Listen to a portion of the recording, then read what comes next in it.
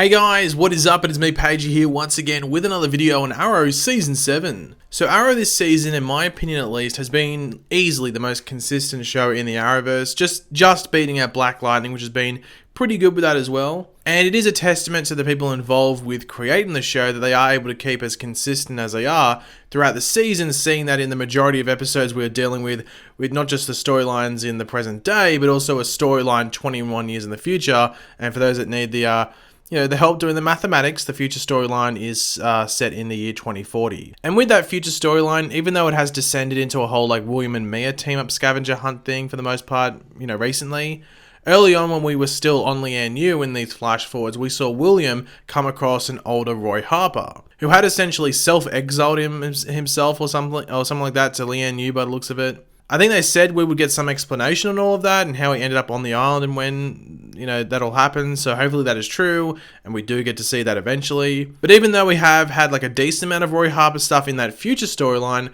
one place we have been waiting for him to show up in is of course that of, well, the present day. So Arrow has just started filming their third last episode for the season, that being episode number 20, which is otherwise entitled Confessions, with that title being possibly connected to something which we might talk about later on in the video. But as always, when a show is filming an episode, something that is very likely to happen is that, well, set photos will come out of the set. And that has happened with episode 20. So as per usual, these are coming from Canada Graphs. I will be only using a handful of photos from this collection, I guess you'd call it, of set photos for this episode. So I will leave his blog post linked in the description down below if you want to go check out the rest of the photos. I think there's a decent amount more, maybe like 4 times more than I'm going to be showing in this video, as well as some extra information as well, so links in the description, go check it out. So I will just go over some of Canada Graph's blog post, read some of it out to you all, and just to tell you, as I would like to put some of these photos on a loop while speaking, Roy Harper is back in present day. There's the main hook of the video, so yeah, let's read out some of this post. Last night I caught Arrow out and about in East Vancouver on a rare out of the downtown location for me to check out. With the sad announcement recently that Arrow is ending next season and the all too rare chances to see Arrow on location in the past couple of years since they built up their studio set so much, I felt I should take the chance to check it out. There was not a lot going on in the scenes I saw. The first scene might have included cast, but if they were there, they were so deeply tucked into the area the camera was aiming that you could not see them. It mostly seemed to consist of Star City emergency personnel handling some type of situation at the Star City Metro as onlookers and media waited to see what happened. A bit later, they did a scene where the Vigilante Task Force, also known as Team Arrow, shows up and goes inside the Metro building.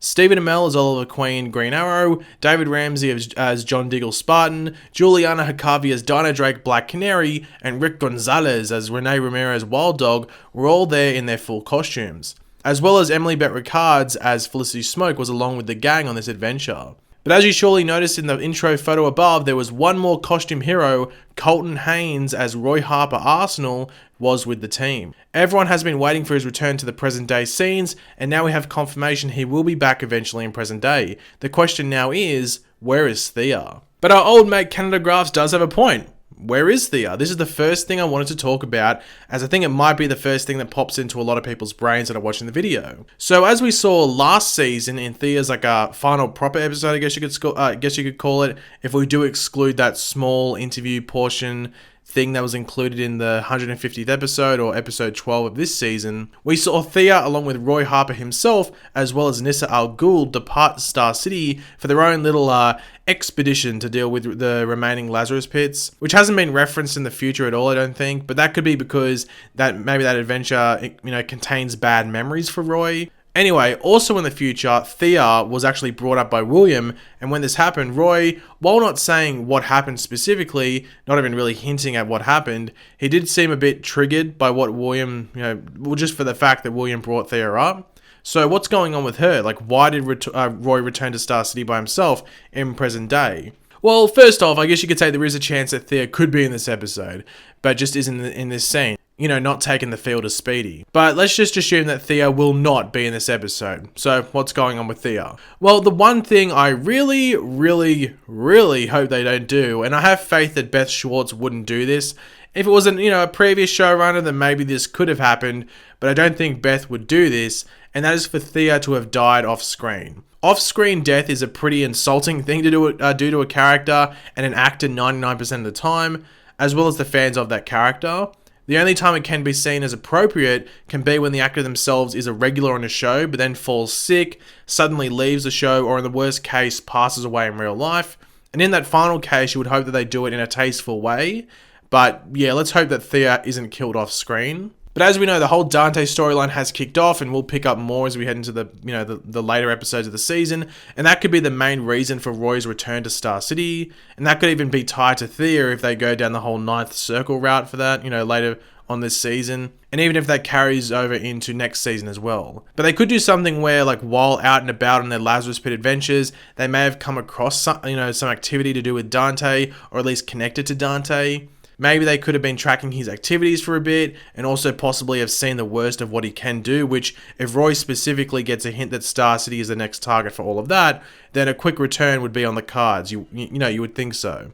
And yes, I know none of this would really explain specifically why Thea wouldn't return, but we could just go off the fact that we know she has done a Speedy, and maybe she didn't want to get involved with all of that again, but Roy was up to coming back and helping for a bit.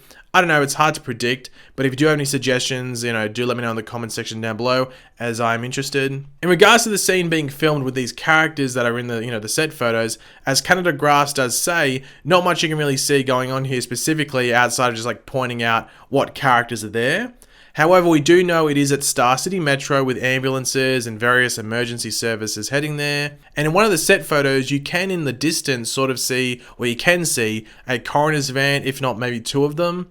So someone, or possibly a few people, are definitely dying in this scenario. Whether they are innocent bystanders or some bad guys is another question. But seeing this is at the Metro, a place where a lot of public interaction would be going on, it's not looking good for some, random members of the public. Also, we know that Star City is on its way down, and not downtown, as in down to hell, and the Glades is on its way up. So the more I think about it, the more I think this season is going to end on a bleak moment where our heroes do lose, which will carry on to next season where they could potentially, get some redemption. But as we know from the future scenes, that redemption won't last too long if it does happen. And the last thing I wanted to include in this video is something about the episode before this episode that the set photos are from, and that is episode 19, otherwise entitled Spartan, which will be a big episode for our good old friend John Diggle. Now, just over a week ago, I think it was, maybe a bit more, it was announced that Ernie Hudson will be playing a 4-star general of the DIA, which is the Defense Intelligence Agency, that Diggle is forced to reconnect with for a Team Arrow mission despite unresolved tension from their past. And in another edition of Paige's Fun Fact, play the theme song. We don't have a theme song yet, but let's just go on. I'll sort out the theme song. Ernie Hudson actually auditioned for the role of Joe West on The Flash back in the day. Obviously, he lost that role to Jesse L. Martin, but, this could have been your Joe West on The Flash. There's your Pagey fun fact for the day. But most people would know Ernie Hudson from Ghostbusters. That's where I think most people would recognize him from. He's also from Oz, if you watch that, which had Kirk Acevedo, who plays Richard Jagan, on it as well. But about a month ago, there was actually a leaked casting description for this character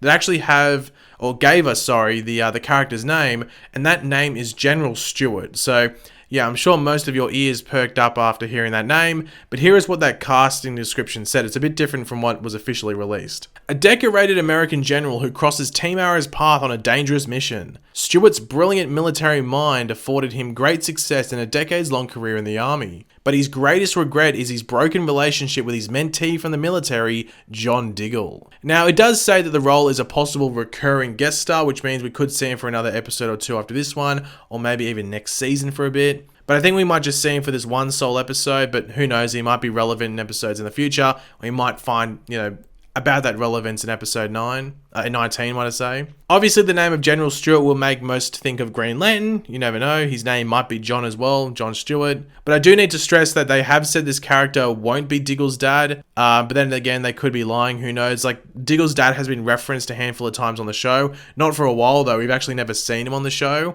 So who knows? He could be his dad that just is estranged and Diggle just doesn't want to call him dad. I don't know. I mean, they have teased quite a lot the whole, John Diggle Green Lantern thing, it would be interesting to see them ramp that up as we lead into Crisis next season, especially after the reference from the Earth 90 Flash in the Elseworlds crossover. So who knows what they're going to do, but it is interesting that the character's name, at least on the casting description, is General Stewart. But yeah, thanks for watching, guys. If you enjoyed the video, it would be awesome if you could drop a like and show support. As I said, check out Canada Grass blog post. It will be linked in the description down below to check out more from this episode. Let me know your various opinions on what we went over in this video in the comments section down below. And of course, if you are new to the channel, make sure to subscribe. I'll catch you later, guys. Goodbye.